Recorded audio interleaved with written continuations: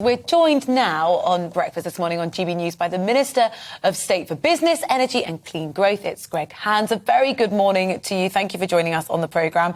The main topic we've been discussing is Priti Patel saying, if you don't like this plan, come up with another one. A former minister earlier, Norman Baker, said it made him not proud to be British. Are you proud of this plan? Well, look, the point is, what is going to be effective? And how are we going to deal with this problem? Last year, 28,500 people entered the country illegally across the Channel from France. 27 people died in that process. Clearly, the government has to take action. That is why we've done this agreement with Rwanda, two sovereign countries making this agreement. And we think it will be effective in deterring people from making that perilous journey and clamping down in particular on the people smugglers who are profiting too much from human misery in making that journey. That is the purpose of the policy.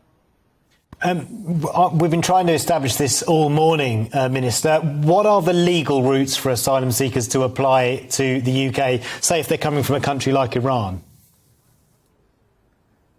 Well, there's lots of different legal routes, and in fact the UK has given sanctuary to 185,000 people since 2015. That is a lot of people, 15,000 from Afghanistan, around about 97,000 I think from Hong Kong, and others. There's plenty of legal routes to apply to migrate to the UK. What we do want to take action on is illegal migration. The UK, we've got a good tradition of providing sanctuary to those fleeing conflict. What we don't want to have is illegal migration, particularly in the numbers that we've seen. As I say, 28,500 people last year.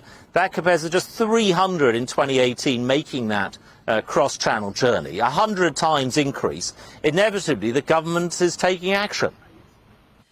I mean, is it possible to be an illegal asylum seeker? Is it possible to be an illegal asylum seeker? Well, if your asylum claim is turned down, then you wouldn't enter the UK. But here it's a question of relocating would-be migrants to Rwanda. It's a different kind of policy. The only way you can apply for asylum is to arrive here legally. I mean, that's your legal right to claim for asylum, but you can only do it on British soil, so it's a kind of catch-22. Well, look, we're confident that this scheme is legal. We're confident that through the different migration laws and immigration laws and police and borders bills that we have and acts that we have over recent years, that this scheme is legal. As I say, it's also a sovereign agreement between two sovereign countries, the UK and Rwanda. Let's move on briefly if we can. You're going to announce some new laws designed to protect shoppers' money in saving clubs. Can you explain why they're needed and how they'll help?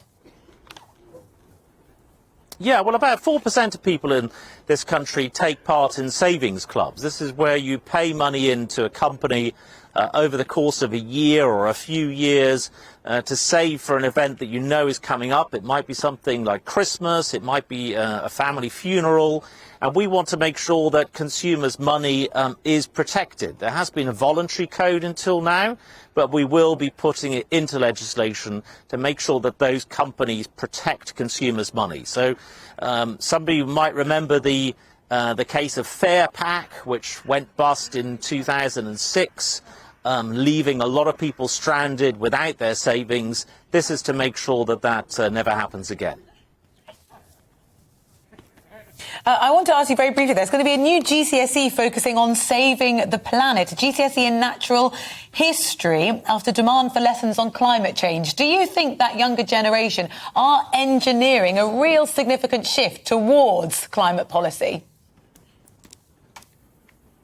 Well, I think young people, I've got two teenage children myself, are incredibly engaged on climate change. As you would expect and you'd want them to be. I think that's really, really good news. And I think what we can tell them in this country is the UK, we have made significant progress towards reducing our emissions. We're going to go net zero by 2050. We've reduced emissions in this country in the last 30 years by some 44%. So pretty good record, in fact the best record in the G7, but we need to go further, we need to go faster. So my message to young people watching is yes, the UK government is here on your side. We led the world at COP26 in bringing the world together to make sure the Glasgow Climate Compact builds on those international agreements.